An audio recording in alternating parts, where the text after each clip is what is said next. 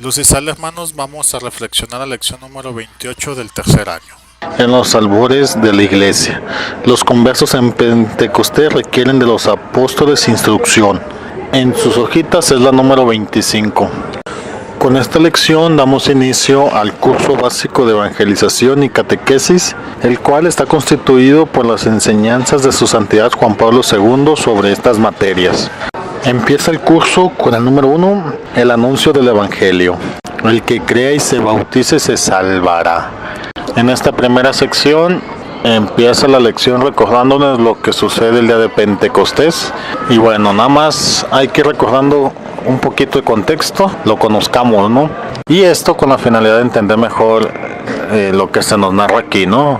Y el milagro de Pentecostés, ¿no? Aparte. Primero, sabemos, días previos fue la Pascua. Bueno, por las tradiciones judías, 50 días después se celebraba la fiesta Shabbat, que es una fiesta, creo que es la segunda más importante después de la Pascua. Y en esta fiesta recuerdan los judíos cuando Dios le entrega las tablas de los 10 mandamientos a Moisés. Por ende, había muchos judíos en Jerusalén, de todos lados, ¿no? Cuando digo judíos de todos lados me refiero a que el pueblo de Israel o el pueblo judío no se encontraba solo en Jerusalén, se encontraban en diversas regiones, dependiendo de la tribu, y también a esto se le atribuye que tenían casi un lenguaje diferente, ¿no? A pesar de que fueran judíos. Entonces, por un lado, los judíos están celebrando la fiesta Shabbat y están reunidos de todos lados, judíos de todos lados allí en Jerusalén. Y por otro lado tenemos a los apóstoles que estaban reunidos esperando la venida del Espíritu Santo, porque hay que recordar, como dice aquí, es una fiesta que se celebra 50 días después de la Pascua. Y bueno, para estos días ya Jesús había resucitado, se había presentado con ellos, incluso los había formado para lo que venía después. Y bueno, los apóstoles se encontraban esperando la venida del Espíritu, ¿no? Sabemos que también se encontraban algunas mujeres, entre ellas María, la Madre de Dios, ¿no? Las Escrituras nos dicen que desciende el Espíritu Santo en forma de lenguas de fuego, y al mismo tiempo se hizo un gran ruido que todos los que estaban ahí cerca escucharon, se espantaron y fueron a ver qué estaban pasando. Ahora, también hay que recordar que Jesús fue figura pública, ¿no? Por lo tanto, sus apóstoles de igual manera, sus apóstoles eran conocidos, y entre las cosas que conocían de ellos eran que todos ellos, o la mayoría, eran galileos y pescadores, ¿no? En otras palabras, eran simples personas, sin formación, sin preparación. Dicho esto, van todos los judíos que estaban ahí cerca, después de que escucharon ese ruido tan fuerte, y se topan con que los apóstoles están hablando su lengua de origen. Y como les digo, los que estaban ahí sabían que eran galileos, sabían que no tenían por qué saber hablar esa lengua, mas sin embargo la estaban hablando, estaban predicando en su lengua natal. Y a nosotros tal vez nos parezca, no nos impresione tanto el día de hoy, porque es común que una persona hable varios idiomas. Incluso ya hasta es necesario que al menos la persona hable su lengua natal más el inglés, ¿no? En aquel tiempo sí era algo sorprendente que una persona hablara más de una lengua. Y así, por simple que parezca o por simple que sea, ese es el milagro de Pentecostés. Es decir, la única explicación que encontraron los judíos en aquel momento para que los apóstoles estuvieran hablando en lenguas diferentes era que fue por obra divina. Y eso llevó a la conversión de muchísimos judíos. Entonces dicen que el mensaje que estaban dando, pues estaban predicando, haciendo la primera evangelización, anunciando el mensaje, refiriéndose a salmos, a las profecías que se cumplieron en Jesús, pero sobre todo algo muy importante. Ellos estaban diciendo que eran testigos de lo que estaban hablando. Así lo dicen, todos somos testigos. tengan pues por cierto toda la casa de Israel que Dios ha hecho Señor y Mesías a ese Jesús a quien vosotros habéis crucificado. Y les digo, fue tan importante este suceso que aquí surge la iglesia, como sabemos, y como ahora sabemos también se da la primera evangelización, y con todo esto conlleva a los primeros convertidos. ¿Por qué decimos que los primeros convertidos? Porque todos los que estaban ahí presentes respondieron: ¿qué hemos de hacer, hermanos? Y Pedro responde: arrepentidos y bautizados en nombre de Jesucristo. Y como dice aquí, desde ese momento nació la iglesia como sociedad de los bautizados, que perseveran en oír la enseñanza de los apóstoles y en la unión fraterna y en la fracción del pan y en la oración. Ahora, como en iglesia naciente, pues sí tenemos que se bautizaron muchos, pero algo importante de ahí es que todos estos bautizados perseveraron en oír las enseñanzas de los apóstoles. Es decir, no se bautizaron y gracias, ya me voy a mi casa. Ellos de alguna manera estaban velando por su formación. Sí es deber de Pedro formarlos, pero también era deber de ellos su formación, ¿no? Y ya con esto hay que ir entendiendo todo lo que ha pasado, ¿no? Ahora, esta sociedad de bautizados, como nos dice aquí, seguían su formación, ¿no? Como nos lo decía San Pablo VI, el Papa, que tenemos que velar nosotros por nuestra formación, así ellos respondieron a esta conversión, ¿no? Después de bautizarse, su llamado o su respuesta a esta conversión fue perseverar en la instrucción de los apóstoles. Quiero decir esto y dejarlo claro porque ahora se hace al revés, ¿no? Primero la instrucción y luego es el bautismo, y al inicio de la iglesia pues fue al revés, dada la situación que se vivía en aquel tiempo, ¿no? Pero lo que quiero dejar claro es que independientemente si el bautismo fue primero o fue después, los bautizados seguían su formación, seguían su instrucción, continuaban con su preparación, ahora ya como cristiano. ¿Por qué quiero hacer énfasis en esto? Porque también en día de Pentecostés nace o se instituye la instrucción, la formación, al menos para los catecúmenos, ¿no? Y todo esto lo hago porque la lección nos marca algo muy importante.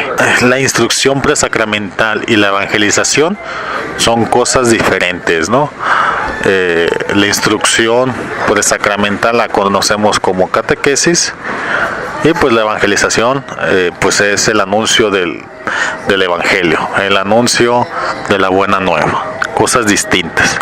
Pero como nos dice aquí, las dos nacen el día de Pentecostés. Se da el primer anuncio y también se dan las primeras catequesis. De ahí el nombre del curso de evangelización y catequesis. Incluso también nos dice que se tienen dos documentos pontificios que hablan de cada uno de respectivo tema, Evangelio Nunciandi, y el otro documento es Catequesis Treandi. Otro aspecto que hay que entender de esto es que sí son temas diferentes. La evangelización y la catequesis son actividades diferentes, pero van de la mano.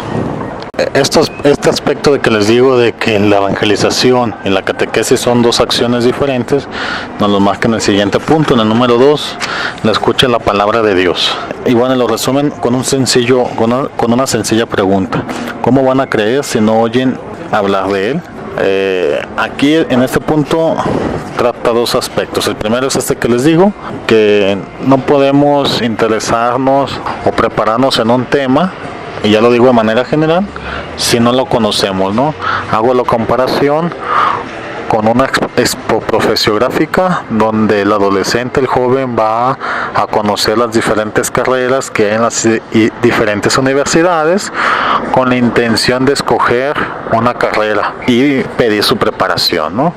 Pues es lo mismo con la religión. ¿Cómo vamos a formarnos en la religión si previamente no le conocemos? Entonces es por eso que antes de la catequesis se requiere una evangelización para posteriormente recibir la instrucción o la catequesis. Ahora, el siguiente punto que se trata aquí es acerca de lo que es la catequesis. La catequesis, la lección la define como una instrucción que tiene que hacer eco en la vida interior de la persona que se está instruyendo. Para mí, o yo lo que quiero entender aquí, es que la catequesis es como una respuesta a la conversión de la persona, ¿no? Ahora, para ir hablando de términos propios de la lección, al que recibe la instrucción se le llama catecúmeno. Particularmente se le llama catecúmeno el que recibe la instrucción para el bautismo. Y es que hay que entender algo. Tal vez al inicio de la iglesia se dio las primeras evangelizaciones, las primeras catequesis, los primeros bautizados, o al revés, los primeros bautizados y luego las primeras catequesis. Ya con los padres de la iglesia esto cambia. Ellos dicen o establecen que es necesariamente recibir primero la catequesis para posteriormente recibir el bautismo. A estos que se estaban preparando para recibir el bautismo, les digo, se les llaman catecúmenos, y esta preparación llegaba a durar de 2 a 3 años. Y luego nos quejamos nosotros de que la formación para la primera comunión dura bastante tiempo, ¿no? Bueno, en estos 2-3 años, pues se preparaba, les digo, a estas personas, a los catecúmenos, para el misterio del bautizo, la vida sacramental, con miras y centro en la Eucaristía, ¿no? Esto en la actualidad ha cambiado, ya no es así, pero eso nos lo va a marcar el siguiente punto y prefiero no adelantarme, ¿no? Antes del punto 4, dentro de este mismo punto, nos dice algo muy importante. Y de aquí que hay que entender la duración y el porqué de esta preparación. Nos dice aquí, el que recibe el bautismo no solo hace profesión de fe, sino que al mismo modo renuncia a Satanás, a todas sus obras y a todas sus seducciones. Y por este mismo se entrega a Dios vivo. El bautismo es la primera y fundamental consagración de la persona humana, mediante la cual se entrega al Padre en Jesucristo con la fuerza del Espíritu Santo que actúa en este sacramento. Y bueno, así como lo dice, la importancia de este sacramento es que nos consagramos a Dios. Ahora estamos hablando de adultos. Con este sacramento lo que se pretendía era que realmente los adultos tuvieran su conversión, murieran, dejaran a ese yo viejo para renacer en el nuevo yo, que simbolizaba o lo quería San Pablo representar como la muerte de Cristo, dejar al viejo yo para renacer al nuevo yo, representando la resurrección de Cristo, ¿no? Ojo, no digo que sea lo mismo, es una como representación, pero de ahí la importancia del bautismo. El que recibía el bautizo era porque realmente era una persona convertida, y de ahí la intensidad del bautismo. Y bueno, les digo, esto ha cambiado y nos lo marca en el punto número 3, la preparación catequista a la vida sacramental. Ha cambiado porque hoy en día ya no se bautizan, bueno, sí se bautizan adultos, pero el sacramento del bautismo se puede administrar en los niños, incluso recién nacidos, ¿no? Hay condiciones para bautizar al niño, horas después de haber nacido, se puede bautizar. Y esto sucede porque por una razón, los padres lo piden. Pero al parecer hay dos motivos. Aquí la lección nos marca que es porque los padres cristianos que crecieron en estas comunidades, pues quieren estos mismos dones para sus hijos, y por eso es que de alguna manera se empieza a administrar el niño. También yo había escuchado que se administran niños porque empezaban a fallecer, y cómo era posible que fallecían los niños o los jóvenes o los adolescentes sin estar consagrados a Dios. Pero como sea, es petición de los fieles a la jerarquía, y la jerarquía dice, bueno, está bien, vamos a bautizar a los niños. Pero tampoco es de que vamos a bautizar a los niños y ahí la dejamos. Cuando se bautizan a los niños, la condición es de que los padres tengan el compromiso de formarlos en la fe. Y si fuera poco esto, también la iglesia le pide a los papás que busquen a unas personas que les ayuden en esta formación. que los conocemos como padrinos, ¿eh? La importancia de los padrinos, y a veces escogemos al padrino porque tiene dinero o por otras cosas que no es nada espiritual. Bueno, pero no queda ahí el asunto, ¿no? La iglesia está preocupada y seguirá preocupada por la catequesis, ¿no? Porque ellos dicen, bueno, ya comprometimos al papá, ya comprometimos a los padrinos a que eduquen al niño. Ahora, ¿qué más podemos hacer a favor de la catequesis? Y es sencillo. Yo creo que aquí se crea el sacramento de la confirmación para que estos niños en algún momento de su vida reciban esta catequesis y confirmen su fe recibida por el bautismo. Aquí la lección marca niñez y adolescencia. Es decir, yo, papá, tengo que formar en la fe a mi hijo en su niñez y en su adolescencia, y tal vez preocuparme porque en ese tiempo reciba una formación espiritual, una formación en la fe cristiana. No una formación presacramental, pero sí una formación en religiosidad, ¿no? Tal como semillero de vocaciones, ¿no? De hecho, yo recuerdo que antes era bautismo, confirmación y luego Eucaristía. Hoy en día creo que esto ya cambió. Es bautismo, Eucaristía y luego se hace la confirmación. Y la iglesia en la actualidad está buscando que la confirmación ya no se haga en la niñez, ¿no? Ya se haga en un momento adolescencia, juventud. Es decir, la formación que se daba a los catecúmenos de aquellos tiempos se les está dando ahora a los jóvenes para la confirmación de su fe. Lo que yo veo ahorita en la actualidad leyendo esto, pues es que la iglesia quiere retomar la esencia de los catecúmenos, pero ahora en el sacramento de la confirmación, y me parece lo más adecuado. Y yo creo, si ya me preguntan, así viendo a futuro, esta esencia se vería más en el sacramento del matrimonio. Esto porque es cuando uno va y pregunta qué es lo que se requiere para casarse por la iglesia, ¿no? Y ahí les van a decir, ocupas tu acta de bautismo, tu acta de confirmación, y como no la tienes, pues hay que buscar la confirmación. Y bueno, y en este aspecto yo creo que sí es deber nuestro, deber como cristiano, pues ayudar a estas personas, ¿no? Que a lo mejor no tienen su confirmación por cualquier razón, pero pues ayudarlos en su formación y tratar que esta formación sea lo más adecuado, porque y les digo esto porque cuando esto sucede es porque ya en 6 meses o en un tiempo muy próximo las personas se quieren casar y quieren hacer todo este trámite muy rápido. Y bueno, ya como les digo, la iglesia está retomando esta instrucción, no quiere que pase desapercibido o se haga menos pues la vida sacramental.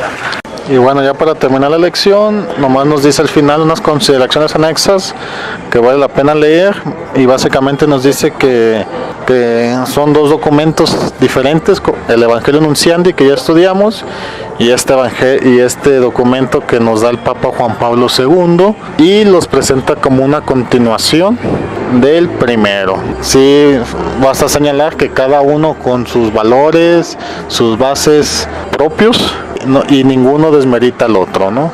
Que solamente nos dejemos llevar por los documentos. Bueno, vale la pena leerlos. Y hasta aquí con esta lección, hermanos. Luz y sal. Hasta luego.